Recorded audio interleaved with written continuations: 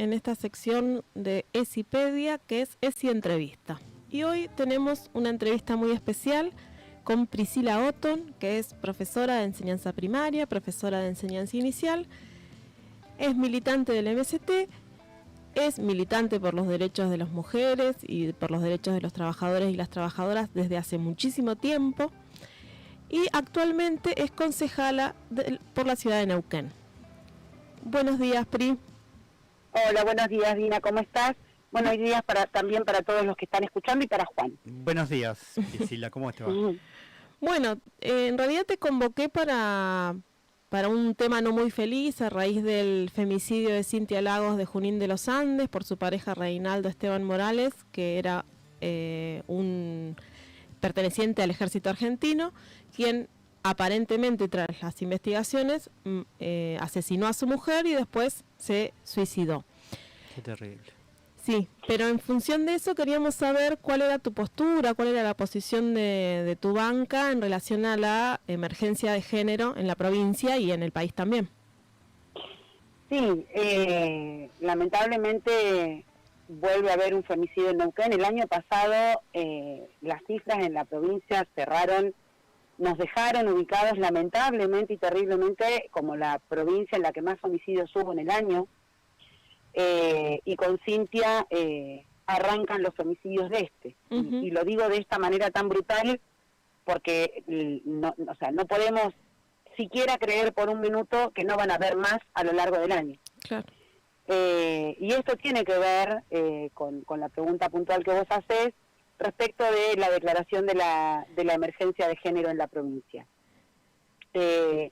El año pasado, para la asunción de los concejales y del intendente electo, Mariano Gaido, yo recuerdo que denuncié fuertemente que el intendente se sentía orgulloso de las políticas de género que habían habido cuando hubieron femicidios en la ciudad también. Y cuando los programas que existen hoy no pasan de generar mujeres, que además no es para todas, o sea, llegan pocas, emprendedoras. O sea, el fortalecimiento y el empoderamiento hacia las mujeres por parte del municipio viene a través de convertirlas en emprendedoras. O sea, una cosa de locos. Yo, por supuesto, estoy en contra de estas políticas y sigo exigiendo la declaración de la emergencia de género, pues hasta que el Estado no invierta una buena porción de plata en la prevención de violencia, y esto quiere decir un montón de medidas, la prevención son un montón de medidas,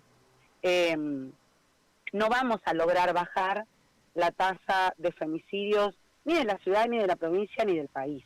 Y cuando me refiero a medidas concretas que tienen que ver con una inversión de dinero, porque sin dinero no se pueden hacer, me estoy refiriendo en principio a tener los hogares que hacen falta, los refugios que hacen falta en la ciudad, para poder asistir y darles un lugar donde quedarse a las mujeres que denuncian situaciones de violencia, que terminan con internaciones en los hospitales, porque son molidas a palos, porque son ya intentos de femicidios de los cuales zafan, pero tienen que volver a su hogar porque no tienen dónde irse.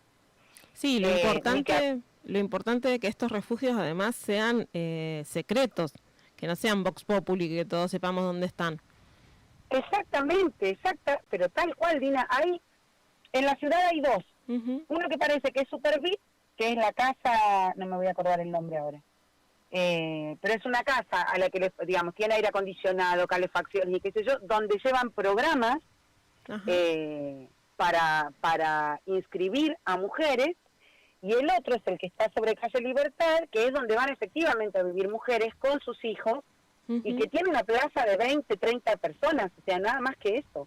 Sí, la verdad que Y efectivamente nadie sabe, o sea, se arman redes y redes y redes de mujeres preguntando, che, me pasan un número de teléfono, ¿dónde puedo llamar? Tengo una vecina a la que está muriendo a palo, ya hizo la denuncia, tiene que volver a su casa, ¿a dónde puede ir? Porque efectivamente es como vos decís, nadie sabe dónde está. Entonces los hogares y los refugios se transforman en una de las primeras medidas que hay que hacer, por supuesto, dentro del plan de obras públicas que mencionó el intendente, y que ha mencionado el gobernador. No hay la construcción, no existe la construcción de un solo refugio nuevo. Poner plata implica poder asistir a las mujeres económicamente durante un tiempo, promoviendo dentro de las instituciones estatales que puedan tener un trabajo, que no puede ser, digamos, 40.000 pesos por mes durante 3 meses, porque con eso, y menos como está la situación hoy, no haces nada. O sea, nada, una bolsita de compras, eso es todo lo que haces. Sí. Que implique la asistencia psicológica, porque, digamos, mucho hemos aprendido respecto del círculo de violencia y de la imposibilidad objetiva de salir de esos círculos de violencia sin ayuda, sin asistencia psicológica. Exacto. No hay asistencia psicológica para las mujeres. Entonces, hay una batería, bueno, y ni que hablar, que de esto vos sabés mucho más que yo incluso, de la ESI y de la formación en ESI de las docentes, que hoy la verdad es que queda librado a alguna capacitación que podamos encontrar por ahí, y después el resto no es que nos leemos la currícula de ESI para ver qué vamos a dar en la escuela, porque ¿sabés dónde está?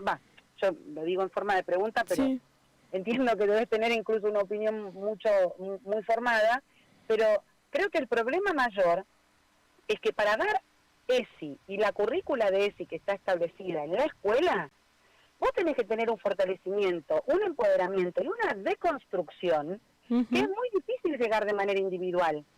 Porque para enseñarle a las niñas a diferenciar un tocamiento que les genera placer y que puede ser, o sea, que tranquilamente puede ser el suyo propio, y el de un externo, que aún puede ser el de un familiar, y a reconocer cómo se diferencia eso, digamos, hay que tener una deconstrucción hecha para poder hablar de que mi cuerpo es mío y de que me lo puedo tocar, y entonces a partir de ahí poder hablar del placer y de un montón de otras cuestiones que está vedado hoy para la mayoría de las mujeres. Sí, totalmente. Entonces, totalmente. Si no Te escucho. No, digo que no se invierte en programas de capacitación que realmente puedan formar y capacitar a las compañeras en las escuelas. Difícilmente se va a poder abordar la ESI desde el lugar que se necesita para aportar en la prevención en violencia de género. Sí, yo, bueno, en relación a lo que vos planteabas de los refugios y de las ayudas económicas, decir en principio que una de las violencias que sufrimos las mujeres tiene que ver con la violencia económica. Entonces, se ven arrojadas, no solo es difícil salir del círculo de violencia por una cuestión psicológica, sino que además, llegado el caso en donde esa mujer pueda tomar la decisión de alejarse del violento, si es arrojada porque no, o sea, es arrojada de vuelta a ese hogar porque no tiene medios para subsistir, ni con sus crías, ni con nada, ni con su propia vida. Entonces, es muy importante lo de la ayuda económica. Y después, por otro lado, en relación a lo que planteabas de la ESI, estoy totalmente de acuerdo porque para los estatales, por ejemplo, estuvo la capacitación en Ley Micaela, que igual tuvo una aplicación muy desigual y muy dependiendo la jurisdicción, pero para los docentes está como, bueno, los y las docentes está como, bueno, capacítense primero, fuera del horario de trabajo, que ya sabemos que las y los docentes necesitamos el doble turno, lamentablemente, porque no llegamos con un solo sueldo a fin de mes, entonces eso implica que estemos 10 horas fuera de nuestra casa y que después volvamos a lo que ya sabemos, corregir, etcétera, planificar, y encima capacitarnos extra horario laboral, con cursos que son pagados, que también te los da, digamos, no sabes tampoco quién te los da ni desde qué perspectiva te lo da, digamos, en cambio de tener una política de Estado con lineamientos claros, con una política clara, queda librado a la buena suerte de con quién te toques, si vas a capacitarte y si tenés la posibilidad económica y horaria de hacerlo.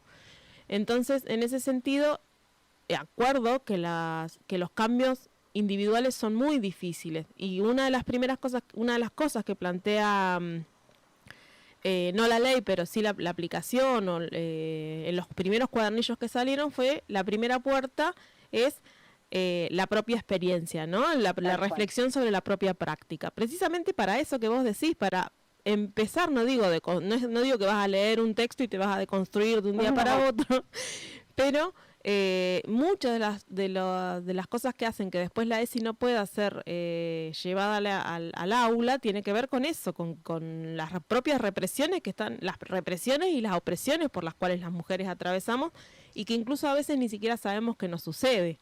Así es.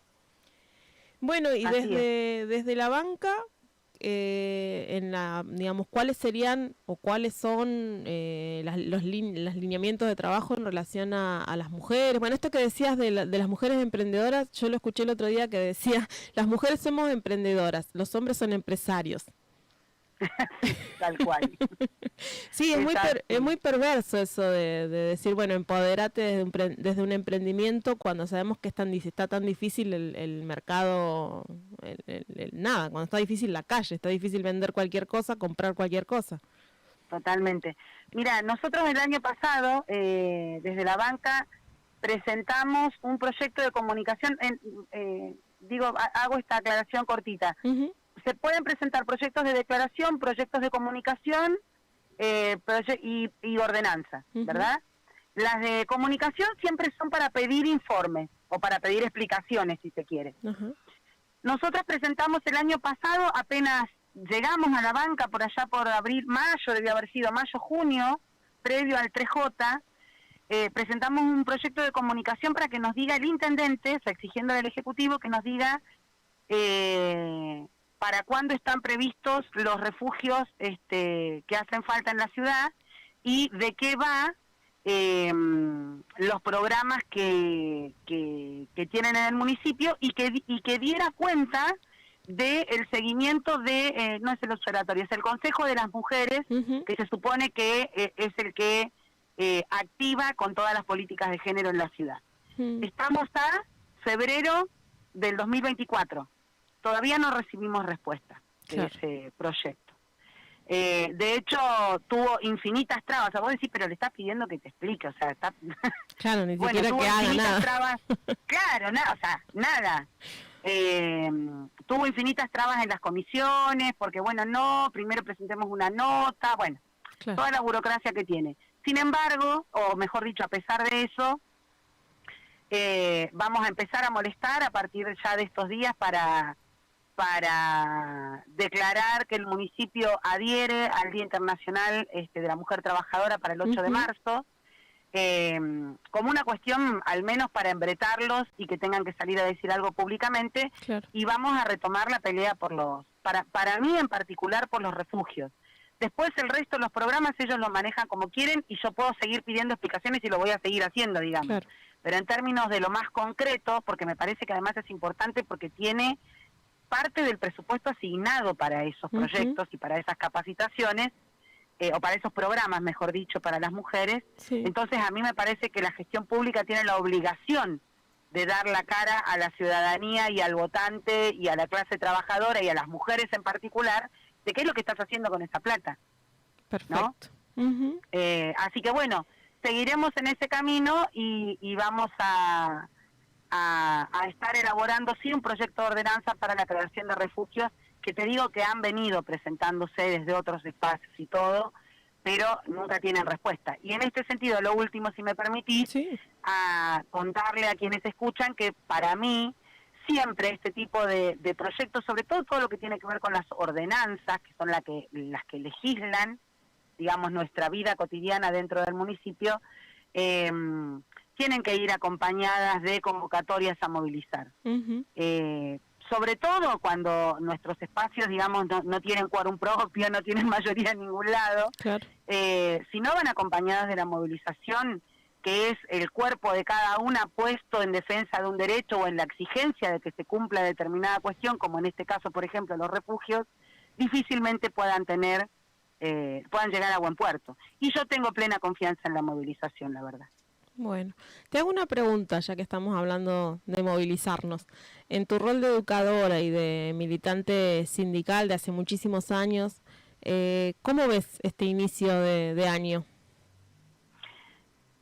Ya digamos, sin hablar particularmente de las mujeres, más en general. Claro, sí, como trabajadores y trabajadoras de la educación. Complejo, muy complejo, o sea, ya viene siendo muy complejo desde enero, una cosa rarísima, tuvimos movilizaciones y paros en enero, yo creo que las estadísticas dicen que nunca se había visto una cosa así en el país, nunca en la historia del país. Pero además la veo complicada, no solo por el contexto económico, por el contexto político, por las declaraciones que ya han hecho los distintos actores, tanto en el gobierno nacional como en el gobierno provincial, respecto de los trabajadores y trabajadoras, sino también por quienes conducen hoy los sindicatos, que según mi perspectiva debieran ya estar alertándonos o preparándonos para salir a luchar, y todavía no hay nadie que haya hecho, digamos, ese tipo de declaraciones. Claro. Incluso Quintriqueo, que es el secretario general de ATE, estuvo presente y fue explícitamente y públicamente agradecida su presencia por parte del intendente Mariano Gaido en la asunción del otro día, en la primera sesión del 14 de febrero. Entonces tenemos desde ese punto de vista el panorama bastante complicado. Ahora, si me permitís, yo creo que tenemos un aire importante que tenemos que aprovechar, que es el haber sido parte, los que nos movilizamos, los que de alguna manera dijimos que había que salir a enfrentar la ley ómnibus y el protocolo antipiquetes represivo de Patricia Bullrich y de Milei. Creo que tenemos que apoderarnos y empoderarnos y fortalecernos con el triunfo que hemos tenido respecto de que la ley haya vuelto a foja cero. O sea, un tipo que venía diciéndote, no voy a negociar con nadie y voy a refundar el país a partir de esta ley, se la tuvo que guardar en el bolsillo, ridículamente tuiteando que yo di la orden de que sacaran ¿no? Con este tipo de cuestiones. Y yo creo que este empoderamiento o fortalecimiento viene de la mano de creer en el poder de la movilización. Bien. Tenemos antecedentes en nuestro país, en nuestra provincia y en nuestra ciudad de lo que significan las movilizaciones y de lo que hemos podido conseguir, también de los costos, ¿no? Sí, pero totalmente. Pero bueno, me parece que es la única herramienta que tenemos los trabajadores y las trabajadoras para salir a reclamar lo que es nuestro. Bueno, la verdad que muy clara, muy concisa como siempre, muy concreta, y un gusto escucharte, y te vamos a estar llamando, te vamos a seguir llamando durante el año. Muchas gracias. Encantada por eso. Bueno, muchas gracias. Muchísimas gracias. Bueno, un saludo grande y te esperamos